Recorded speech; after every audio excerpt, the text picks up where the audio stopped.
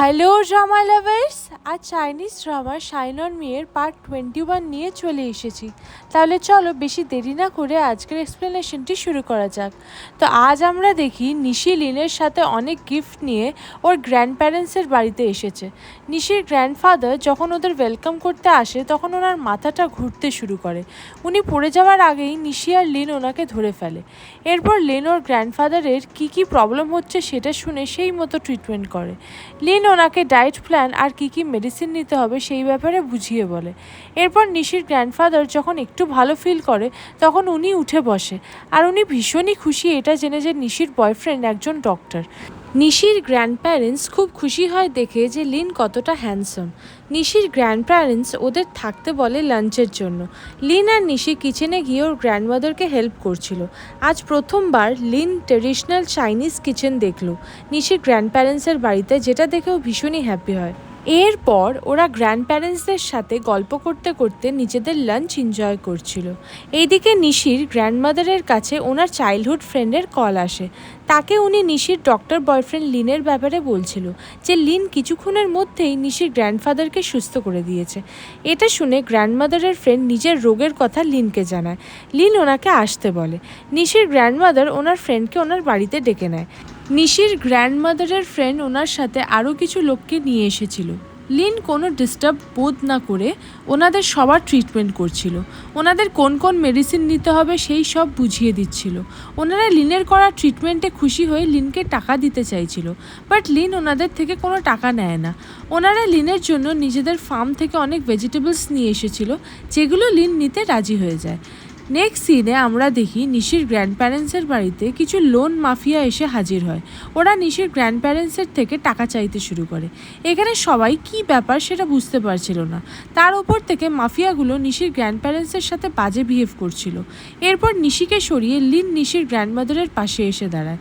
তখন লোন মাফিয়াগুলো লিনকে সব ডকুমেন্টস দেখায়, যেখানে লেখা ছিল নিশির বাবার সেকেন্ড ওয়াইফ ইউন আর ওনার আগের পক্ষের হাজব্যান্ড ওদের থেকে লোন নিয়েছিল, যেখানে ইউন আর ওনার হাজব্যান্ড লোন গ্যারেন্টি হিসাবে নিশির বাবা আর নিশির গ্র্যান্ড প্যারেন্টকে করে রেখেছিল। যেহেতু ইউন এখনও লোন পে করেনি, তাই জন্য ওরা নিশির গ্র্যান্ড প্যারেন্টসের কাছে আসছে টাকা নেবে বলে। বাট নিশির গ্র্যান্ডমাদার অন্য কারোর লোন দেওয়ার জন্য রাজি ছিল না, এমনকি উনি ওনার ছেলে ফাংয়ের ওপরও খুব রেগেছিল। এইসবের মধ্যে নিশির গ্র্যান্ডফাদারের শরীর আবারও খারাপ হয়ে যায়। এইসব দেখে নিশি ওর বাবাকে কল করে সব কথা জানায়। তখন ফাং নিজের সব কাজবাজ ছেড়ে ওনার পেরেন্টসের বাড়ির উদ্দেশ্যে বেরিয়ে পড়ে। যতক্ষণ না নিশির বাবা ওখানে আসছে, লিন লোন মাফিয়াদের গেটের বাইরে দাঁড়িয়ে ওয়েট করতে বলে। এরপর ওরা ওখান থেকে চলে যায়। এইসব দেখে নিশি খুবই চিন্তায় পড়ে গেছিল, তাই জন্য নিশি লিনকে হাগ করে নেয় একটু নর্মাল ফিল করার জন্য। এরপর নিশির বাবা চলে আসে এবং লোন মাফিয়াদের জিজ্ঞাসা করে কি ব্যাপার। তখন ওরা জানায় ইউনের ফার্স্ট হাজব্যান্ডের সাথে ইউনের ফাদারও অনেক বড় একটা লোন নিয়েছিল, যার সব গ্যারেন্টিয়ার ছিল ফাং। এখন সব লোন মিলিয়ে 3 মিলিয়ন চাইনিজ ইউয়ান হয়েছিল, যেটা শুনে ফাং ভীষণই রেগে যায়, কারণ ফাং এর আগে এই ব্যাপারে কিছুই জানতো না। এরপর লোন মাফিয়ারা ফাংকে ইউনের বাবার কল রেকর্ডিংও শোনায়, যেখানে উনি বলেছিল উনি লোন পে করতে পারবে না, তার জন্য ফাং আছে। তাই জন্য ফাংয়ের কাছে আসা ছাড়া লোন মাফিয়াদের কাছে আর কোনো অপশন ছিল না। এরপর ফাং যখন ইউনের ফাদারকে কল করে তখন উনি কল তোলে না। এইদিকে ইউনের ফাদার ইউনের বাড়িতেই লুকিয়ে বসেছিল। ইউনও যখন জানতে পারে ওর বাবা লোন নিয়েছিল, তখন ইউন ওর ফাদারের ওপর খুব রেগে যায়, কারণ এক তো ওর ফার্স্ট হাজব্যান্ডের করা লোন, ওপর থেকে ওর বাবার করা লোন। এইদিকে নিয়াংও কাজের জন্য অনেক টাকা ফাংয়ের থেকে নিয়ে রেখেছে। যদিও ফাংয়ের থেকে যা ইউন নিয়েছে সেগুলো ধরার মধ্যে পড়ে না, কারণ ইউন ফাংয়ের সেকেন্ড ওয়াইফ, তাই সেই সব টাকা ফাং চাইবেও না ইউনের থেকে। উল্টে ইউন চাইলে ফাংয়ের থেকে আরও টাকা বার করতে পারবে। বাট ইউন বেঁচে থাকতে কেন ওর বাবা অন্যদের থেকে টাকা লোন করেছে, এটা নিয়ে ইউন ওর বাবার ওপর খুবই রাগ করে। ইউন ফাংয়ের থেকে টাকা নিয়ে মাঝে মাঝে ওর বাবাকে দিত, বাট ওর বাবা সেই সব টাকা জুয়া খেলায় উড়িয়ে দিত। আর ইউনের মেয়ে নিয়াং নিউ বিজনেসের জন্য অনেক টাকা নিয়ে ইনভেস্ট করে রেখেছে। ইউন ভয়তে ছিল যে এই লোনের ব্যাপারে কোনো কথা ফাং জানতে না পারে। এরপর ইউনের কাছে ফাংয়ের কল আসে। ফাং ইউনের কাছে লোনের ব্যাপারে জিজ্ঞাসা করে। ইউন এইসব না জানার ভান করতে থাকে, বাট কিছুক্ষণের মধ্যে ওর নাটক বন্ধ হয়ে যায়। ইউন ফাংকে বলে দেয় ওর বাবা লোন নিয়েছিল আর এটা সত্যি। ইউনও এই ব্যাপারে সব কিছু জানতো না। সেটা শুনে ফাং রেগে গিয়ে কল কাট করে দেয়। এখানে সব কিছু নর্মাল করতে ফাং লোন মাফিয়াদের লোন শোধ করে দেবে বলে জানিয়ে দেয়। বাট ফাং বলে উনি লোন ইন্টারেস্টের পয়সা ওদের দিতে পারবে না, সেটা নিতে ওরা যেন ইউনের বাবার কাছে যায়। যেটা শুনে লোন মাফিয়াগুলো ফাংয়ের কথায় রাজি হয়ে যায়। এইসব দেখে নিশির গ্র্যান্ডমাদার একদমই হ্যাপি হয় না, উল্টে উনি নিশির বাবার উপরে রাগ দেখাতে থাকে। উনি বলে একটা ভালো ফ্যামিলি ফাং নষ্ট করে ফেলেছে, ওপর থেকে ইউনের জন্য ইউনের প্রবলেমের মধ্যেও নিজেকে জড়িয়ে ফেলছে দিনে দিনে। ফাং কি এখনও বুঝতে পারছে না যে ইউন শুধুমাত্র ওর সাথে ওর টাকা আর প্রপার্টিসের জন্য রয়েছে? ফাংয়ের পয়সা ওরা এই ভেবেই নষ্ট করতে থাকে, ফাংকে ইউজ করে। ফাং সব জেনে বুঝেও বারবার না জানার ভান করে চলেছে। আজ নিশির বয়ফ্রেন্ড প্রথমবার ওনাদের বাড়িতে এলো, আর আজ ফাংয়ের জন্য আজ এই সব প্রবলেমের মধ্যে ওনারা জড়িয়ে পড়লো। মায়ের চিৎকার চেঁচামেচিতে ফাং মাথা ঘুরে পড়ে যায়। এরপর তাড়াতাড়ি করে ফাংকে হসপিটালে নিয়ে আসা হয়। ছেলের এমন অবস্থা দেখে নিশির গ্র্যান্ডমাদার খুবই চিন্তায় ছিল। উনি ভাবছিল ওনার ছেলে ওনার চিৎকার সহ্য করতে না পেরে এমনভাবে পড়ে গেল। এরপর নিশি লিনার গ্র্যান্ডফাদার ওনাকে শান্ত করায় আর রিপোর্ট আসার জন্য ওয়েট করতে বলে। রিপোর্ট এলে লিনার নিশির ডক্টরের থেকে জানতে পারে ফাংয়ের ব্রেনে একটা টিউমার আছে। এটা শুনে নিশি খুবই ভয় পেয়ে যায়। এরপর লিন নিশিকে শান্ত করায় আর বলে এই টিউমারের ট্রিটমেন্ট আছে, তাই চিন্তা নেই।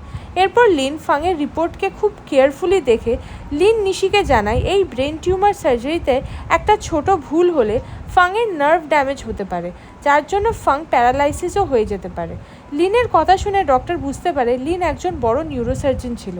এরপর লিন ডক্টরকে বলে ফাংয়ের সার্জারি যত তাড়াতাড়ি সম্ভব করতে হবে। বাবার সার্জারি হবে শুনে নিশি খুবই ভয়তে ছিল, বাট প্রতিবারের মতো লিন নিশির হাত ধরে ওর পাশেই ছিল। এরপর নিশি এসে ওর গ্র্যান্ড প্যারেন্টসদের জানায় যে ওর বাবার টিউমার ধরা পড়েছে, যেটা শুনে ওরাও চিন্তায় পড়ে যায়। ইউনকে বিয়ে করার পর থেকে ওনারা কখনো ফাংয়ের সাথে ভালো বিহেভ করতো না, আর আজ ফাং ওদের সামনে অসুস্থ হয়ে পড়লো। সব শুনে নিশি ওর গ্র্যান্ড প্যারেন্টসদের সামলাতে থাকে। এরপর যখন ফাংয়ের জ্ঞান ফেরে তখন উনি জানতে পারে ওনার কি হয়েছে। ফাং সব শুনে ভেবে নিয়েছিল যে ও এই হসপিটাল থেকে বেরিয়ে অন্য বড় হসপিটালে সার্জারি করাবে কোনো স্পেশাল ডক্টরকে দিয়ে। বাট লিন যখন ওনাকে এখানেই সার্জারি করতে বলে তাড়াতাড়ি, তখন ফাং লিনের ওপর খুব রেগে যায় আর লিনকে ইনসাল্ট করতে শুরু করে। ফাংয়ের মতে লিন কোনো বড় ডক্টর নয় যে উনি ওর কথা শুনবে। নিজের বাবার মুখ থেকে এমন কথা শুনে নিশির খুবই খারাপ লাগে লিনের জন্য।